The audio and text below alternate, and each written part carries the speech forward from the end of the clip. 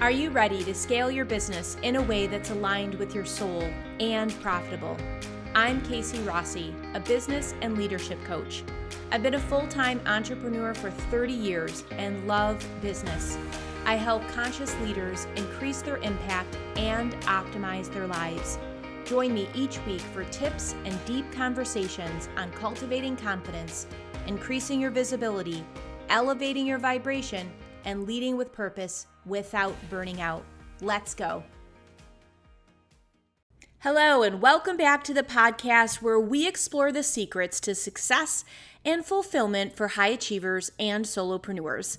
Today, we're exploring something that entrepreneurs and execs struggle with, and that is FOMO, the acronym for fear of missing out. Let's unpack this together and see how FOMO impacts your work-life balance, why it's so pervasive among high achievers, and, of course, actionable steps that you can take to conquer it. Plus, we'll be sharing some inspiring insights and practical tips to help you reclaim your time and peace of mind. Sound good? FOMO, or the fear of missing out, is the anxiety that others are having rewarding experiences that you are not a part of. It's a powerful driver of behavior, especially in our hyper-connected world. The constant bombardment of success stories and highlight reels on social media can exasperate FOMO, creating unrealistic comparisons and pressures. When was the last time that you were scrolling on Insta, drooling over a friend's beach pics on Capri, or a colleague's recent promotion or gala pics on LinkedIn? Research from the University of Essex found that FOMO can negatively affect mental health, leading to increased stress and decreased life satisfaction. It's so interesting, isn't it? Because we actually get to control this. This is something that through our own perception and awareness and choice to change the habit, we can turn around. So I just want to look at that little piece of science. If research has found that fear of missing out can negatively affect your mental health, holy smokes. If they have found that it actually leads to stress and decreased life satisfaction, why do we keep doing it to ourselves? So we're going to take a deeper look at that. But some of the symptoms of FOMO that you can be on the lookout for include boredom, distraction, fatigue, and loneliness. An interesting fact here is, according to a survey from reviews.org, 71% of people check their phone within 10 minutes of waking up. 71%. Now, talk about letting society dictate your emotional status before you have even gotten in your first 100 steps. I started personally noticing that my screen time has increased lately. I used to be very mindful with this and double check, my usage on my phone and just make sure that it wasn't getting wonky. But it didn't take long before that time expanded. It's kind of like wearing stretchy pants for a while, and then when you go to try to zip up real jeans, you know what I'm talking about, it's like a rude awakening. So I went out and about yesterday with my bestie and left my phone in the car. It started to become a joke how many times I said, "Oh, it's on my phone. Oh, I wanted to show you this cool video. Oh, but it's on my phone. Oh, this new pic of my niece. Oh, it's on my phone. Let me see if I'm available for that thing on that day. Oh, it's on my Google Cal, on my phone." So honestly, I was caught off guard by the reliance, and it's causing me to ponder my need to be connected and attached. A big topic to explore, probably for another episode. But suffices to say that if you struggle with this too, know that I am right alongside you, figuring it out and readjusting as needed.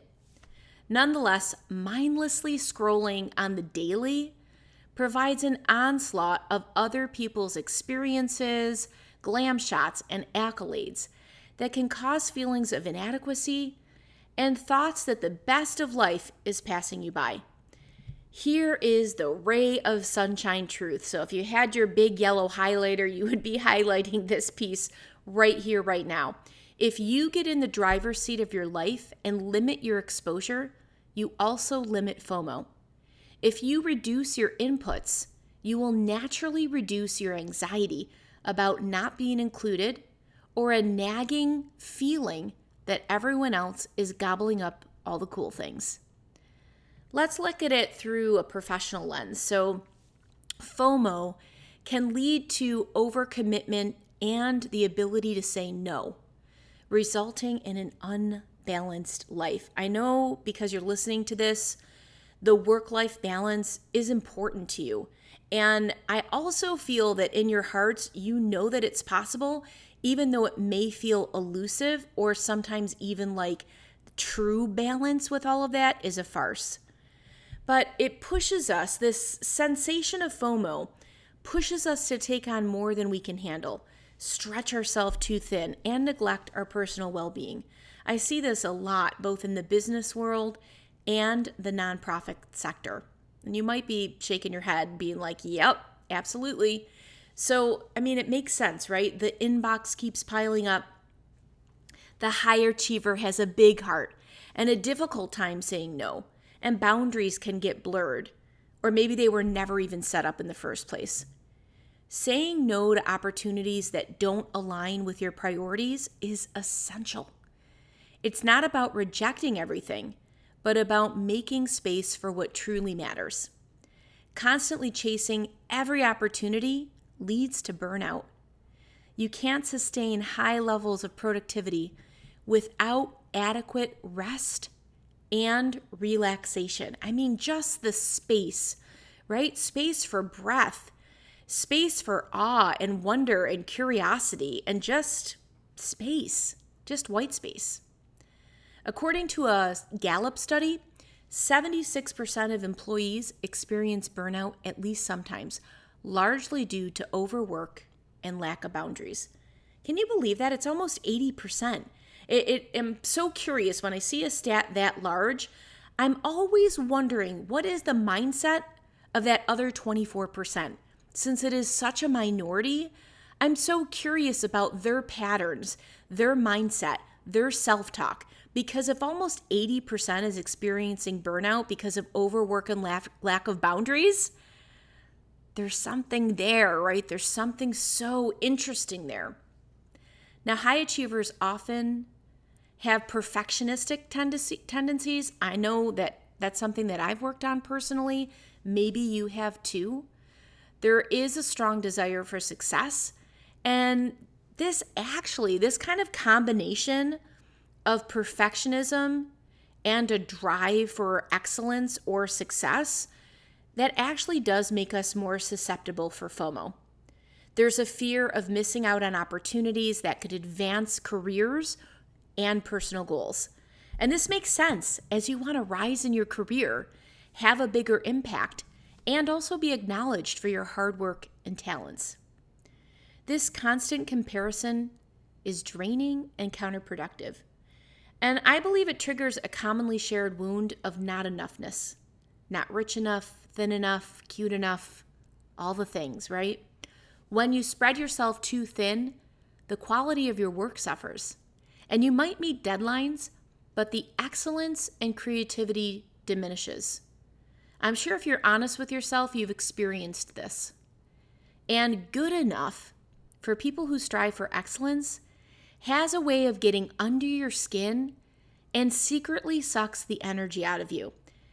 This is not about perfectionism or never being able to call a project done with confidence.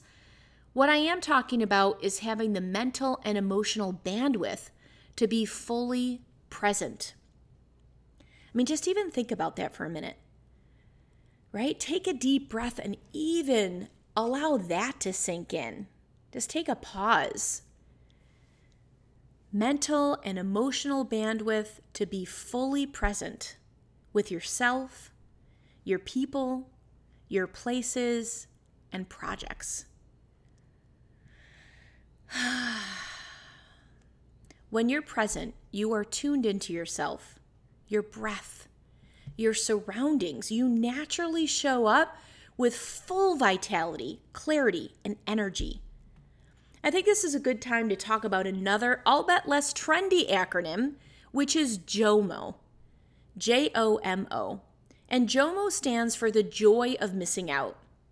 For those of you who know me, you know that my signature salutation for years has been breathe joy. So I am all about being a joy magnet and attracting more things that spark joy. Nod to Marie Kondo. The joy of missing out is a way to get a newfound perspective on saying no to things, to being fully satisfied with what you choose to be involved with and with whom.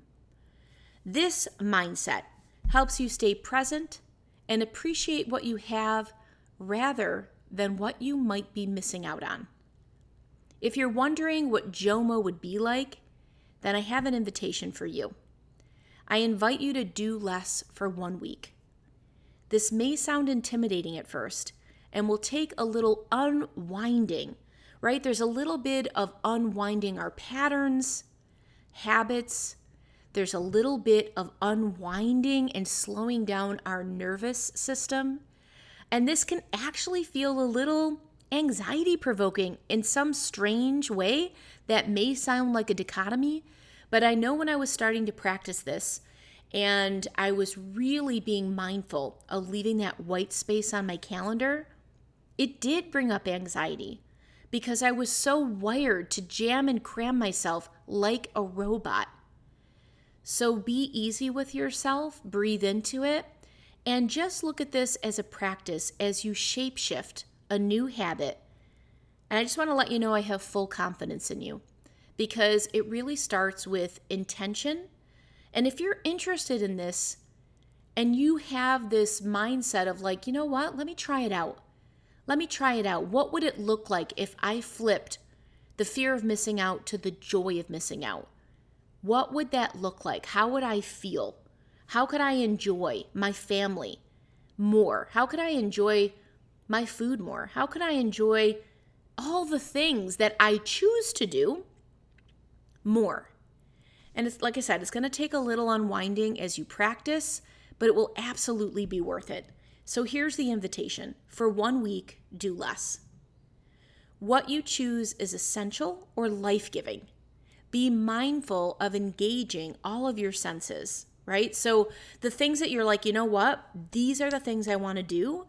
I just want you to have the space to really start being curious and developing deeper relationships with all 5 senses: your taste, touch, smell, hearing, seeing, and feeling.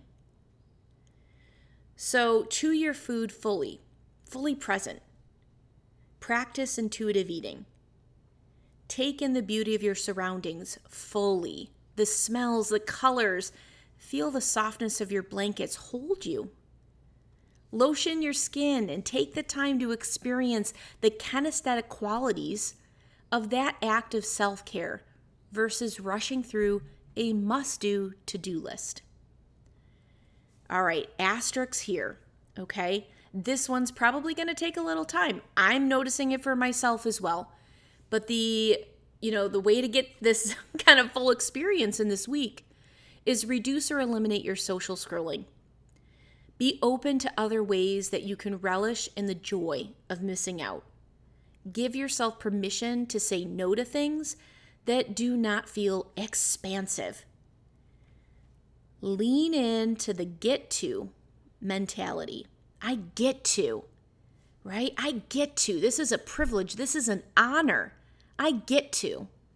And let go of the got to, right? The shoulding on yourself. The got to obligations that have kept you burdened and exhausted. I'm personally going to try this starting tomorrow, which is Thursday, June 20th, 2024, marking our summer solstice here in the Northern Hemisphere. Want to join me? Now, I love the power and the root meanings of words.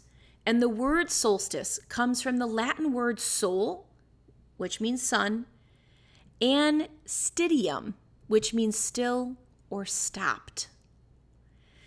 Let's use the power of nature and this time to stand still to help support our endeavor. The solstice is all about bringing in new beginnings. It's a wonderful opportunity to go inwards and sink into self-nourishment for growth. What do you want to let go of? How about starting with all of the overs, the overworking, overachieving, overdoing, overcommitting, overgiving?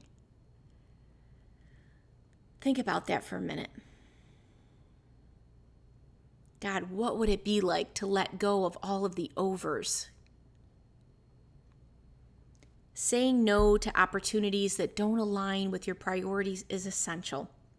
It's not about rejecting everything, but it is about making space for what truly matters to you. Can you recommit to yourself at this time? Commit to leaving space for joy, air, curiosity, being okay with white space. If you have your heart's desire, what would your divine rhythm look and feel like? This is a good question to reflect and journal on, especially as you set your intention for the new season. To summarize, overcoming FOMO is essential for achieving a healthy work-life balance. Recognizing FOMO, step 1, setting clear priorities, practicing mindfulness, underscoring practicing, right? Limiting social media and learning to say no will absolutely help you architect your life in your own way for maximum joy and balance.